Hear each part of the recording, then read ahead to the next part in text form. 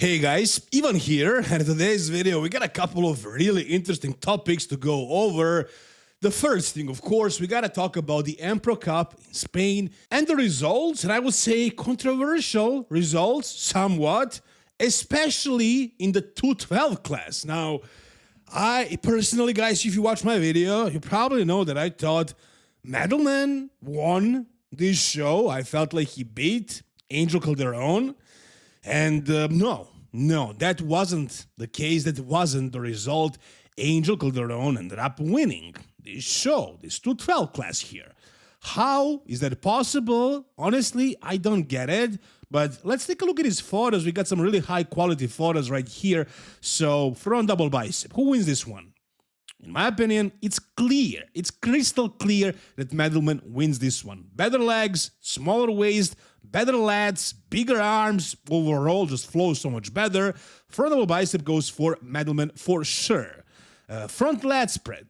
Yeah, maybe you can say that Angel is wider and a bigger, maybe even harder bodybuilder. But also that waist is kind of throwing me off, especially next to Madelman, who has a tiny waist and also crazy quads. Also has the details all over the quads, not just on the outer part like Angel. So this one is very close. Let's give it to Angel, but really it can go either way. So let's say 1-1. And now let's go to side chest for me. This one also crystal clear for Madelman, especially because of the side leg, and then also the arms from the side. I don't see how Angel can win this one, so no, 2-1 right now. Back double bicep, again, a clear pose for me, for Madelman.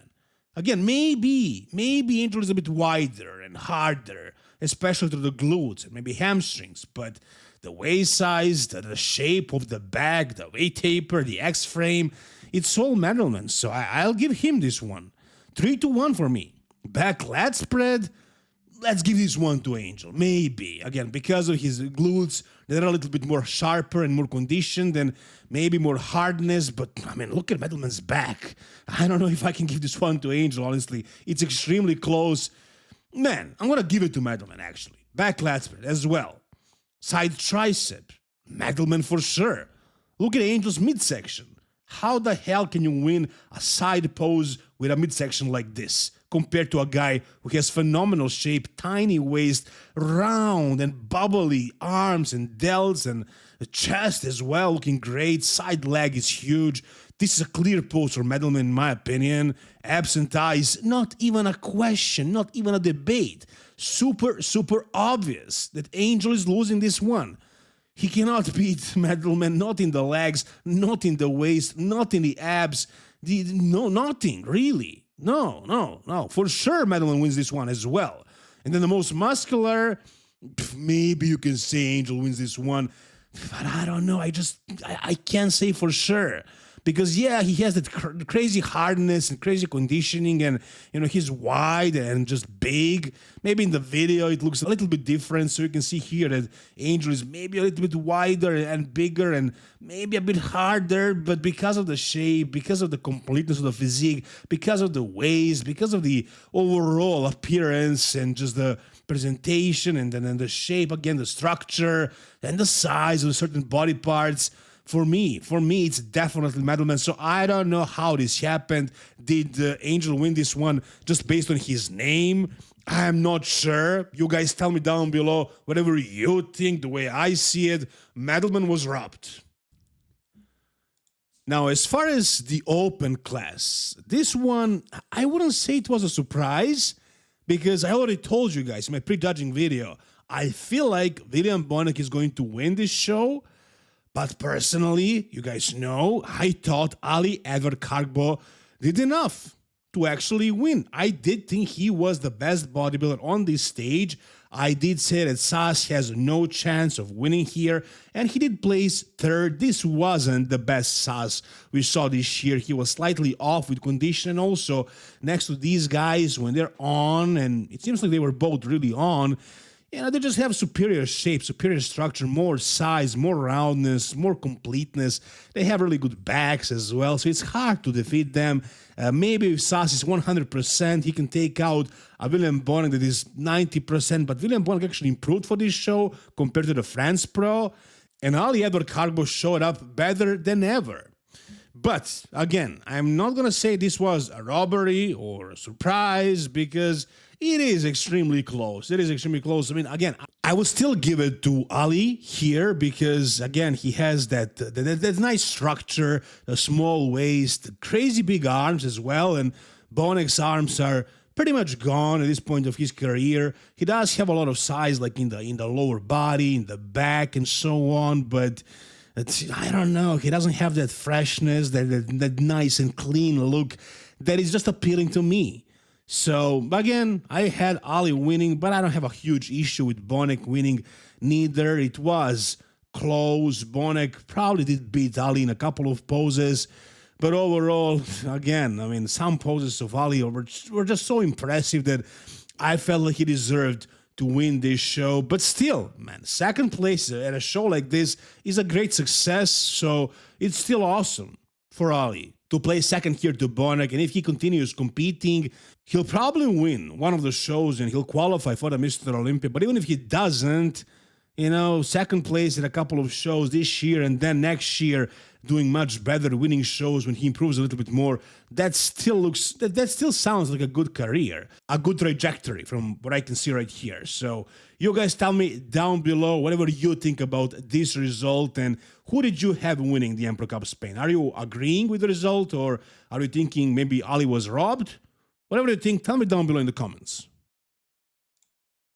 All right, next up, we actually have Martin Fitzwater and his guest posing appearance he did this past weekend. And basically what is online right now, what is going viral, is this photo of Martin posted by Muscle Discord Instagram page and shared by 6 or 5 other profiles as well. And it's a photo of Martin with a mic showing us a bubble gut. Would I call this a bubble gut? No, man, absolutely I wouldn't. Somebody sent me this and I was like, he was just breathing, literally. Like, are you expecting him to have a vacuum while doing a speech? I mean, it doesn't even look that bad. It doesn't look bad at all. I think everybody's stomach looks like this when we are relaxed, even if you are not a 300-pound bodybuilder or however Martin weighs. I mean, a top 5 potentially bodybuilder in the world. I mean, say what you want about this guy and his behavior, but as far as a physique, this looked good. Let's take a look at the video as well. So, yeah, I mean, he looks pretty huge, right? Big, in good condition as well. And that midsection is on point, if you're asking me. And he never had a issue with a midsection on stage as well. And again, for the off season, for 14 weeks out, and also for a guest posing, this is great.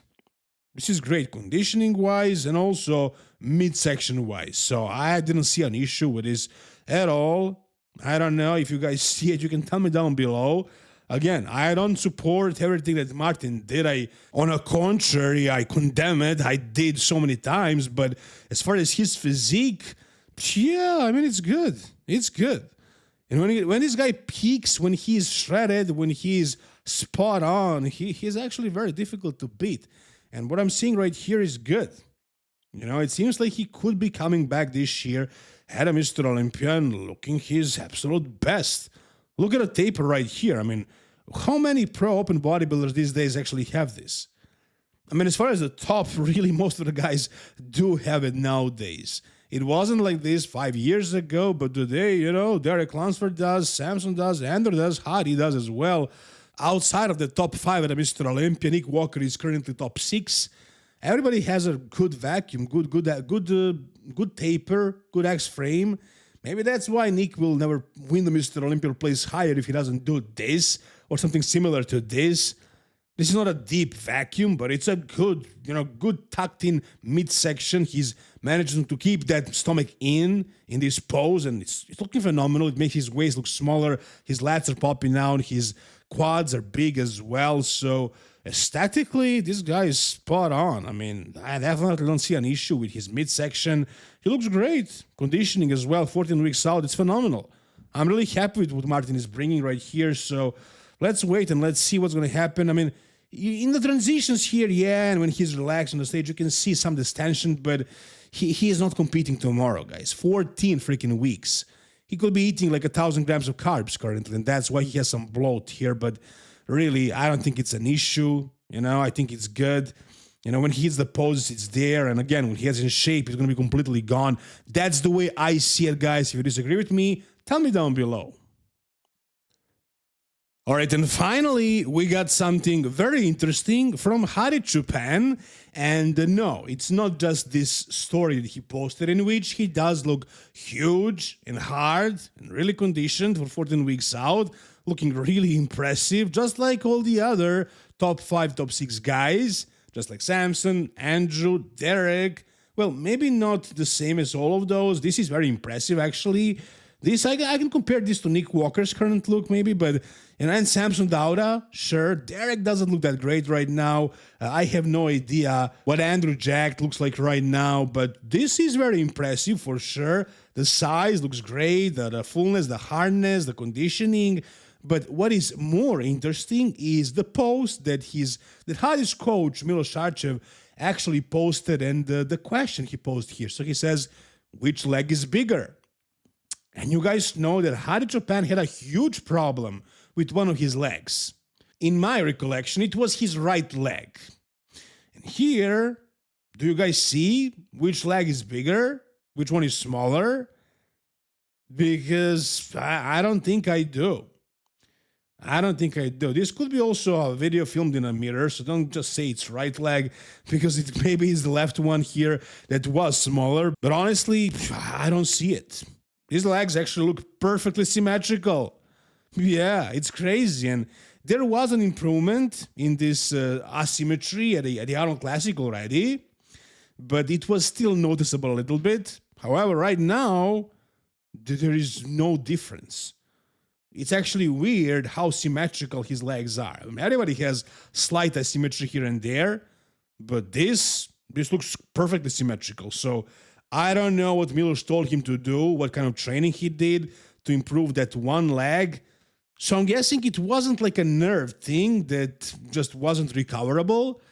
It was probably just a training thing, and Milos probably fixed something with training. Maybe he added more volume for that one leg and let it catch up with the other one. I don't know. I can only assume, but there are certain things you can do when you have an imbalance like that, and Milos probably implemented this with Hadi, and it worked so well.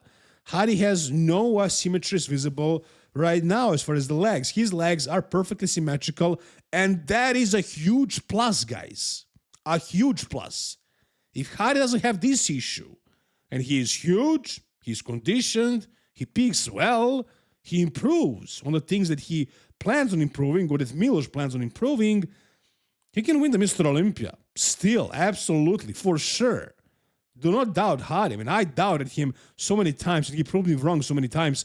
Now that he has Milos in his corner, man, anything is possible, guys. Anything is possible. And that is going to do it for this video, guys. If you enjoyed it, give it a thumbs up. Tell me your opinion in the comment section down below. Subscribe to the channel, guys. See you soon. All the best, and bye-bye.